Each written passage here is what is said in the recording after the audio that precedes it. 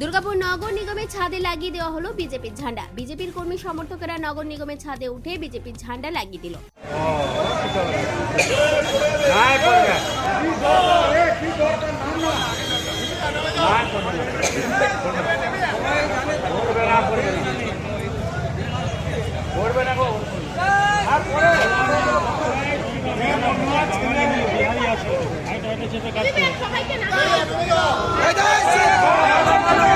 মঙ্গলবার সকালে দুর্গাপুর নগর নিগমের মূল গেটের সামনে এসে জড়ো হয় বিজেপি কর্মী সমর্থকরা। বিজেপি নেতৃত্বের অভিযোগ, সরকারি নথি যাতে বেরিয়ে না পড়ে তার জন্যই তারা পাহারা দিতে এসেছেন, জানালেন বিজেপির জেলা নেতা সুমন্ত মণ্ডল। এতদিন পর্যন্ত এই দুর্গাপুর মিউনিসিপ্যাল কর্পোরেশনে বাংলাদেশের শাসন চলছিল। যারা জয় বাংলা বলে উচ্চারণ করত তারা বাংলাদেশের সরকার এখানে চালাচ্ছিল। আজ থেকে দুর্গাপুর মিউনিসিপ্যাল কর্পোরেশনে রাম রাজ্যের প্রতিষ্ঠা হলো। আর সেই রাম রাজ্যের প্রত্যেক এখানে কার্যকর্তারা এসছে।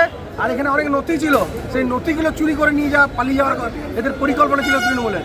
কারণ হচ্ছে এই নথিগুলোতে এমন কিছু দুর্নীতি লুকিয়ে আছে যেগুলো আগামী দিন ভারতীয় জনতা পার্টি বার করবে। আর যারা যারা এই দুর্নীতি করেছে তাদেরকে সবাইকে জেলের পেছনে পাঠানো হবে।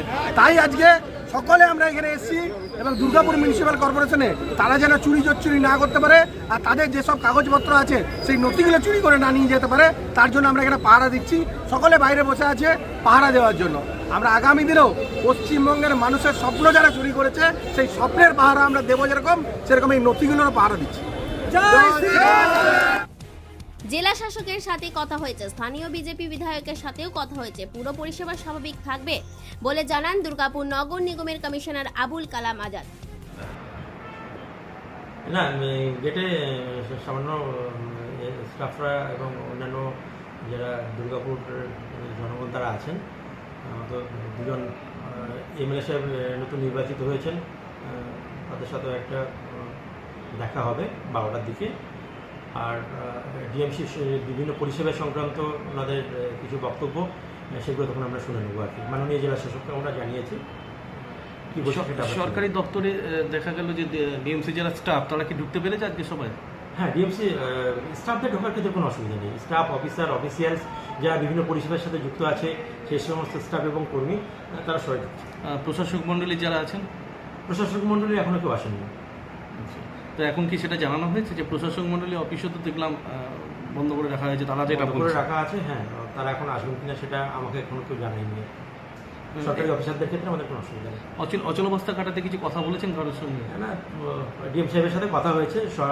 আমাদের তো মেন কাজ দুর্গাপুরবাসীকে তাদের পরিষেবা দেওয়ার, বিভিন্ন দিক থেকে আর কি ড্রেনেজ, সুয়ারেজ, জল সেসব বিষয় যেন রেগুলার থাকে, সে বিষয়ে কোনো অসুবিধা হবে না, সেটা সবাই আমাকে বলে গেছিলেন। ঠিক আছে স্যার, আপনার নামটা একটু স্যার বলবেন? আমি Abul Kalam Azad Islam, commissioner, Durgapur Nagar Nigam. Thank you sir. বিজেপির এই কর্মকাণ্ডের কড়া সমালোচনা করেছেন জেলা তৃণমূল নেতৃত্ব। সেই চাবিটা দিয়ে দিয়েছে যে না ভাই তোমরা থাকো, আমরা নাই। তো সেরকম কথা বলুন, অযথা অশান্তি বাড়িয়ে কোনো লাভ নাই। কারণ আমরা তো খুব ভালোভাবে আছি এবং আগামী দিনে ভালোভাবে সংগঠন করব, এটা আমি জোর গলায় বলতে পারি। অপ্রীতিকর ঘটনা এড়াতে প্রচুর পুলিশ মোতায়েন রয়েছে দুর্গাপুর নগর নিগমের সামনে। মেয়াদ পেরোনোর 3 বছর কেটে গেলেও আর নির্বাচন হয়নি দুর্গাপুর নগর নিগমে। প্রথমে 5 প্রশাসক মণ্ডলীর সদস্য, পরে 2 জনকে দিয়ে দুর্গাপুরের 43টি ওয়ার্ডে নাগরিক পরিষেবা দিচ্ছিল দুর্গাপুর নগর নিগম। সোমবার ভোট গণনার পর দুর্গাপুরে গেরুয়া ঝড়ে তৃণমূল 2টি আসনেই পরাজিত হয়। মঙ্গলবার দুর্গাপুর নগর নিগমের সামনে এসে গেট আটকে বিজেপি কর্মী সমর্থকেরা নগর নিগমের ছাদে বিজেপির পতাকা লাগিয়ে দিয়ে বিক্ষোভ শুরু করে। দুর্গাপুর থেকে অনুরাধা সেনগুপ্তের রিপোর্ট, খাঁটি খবর।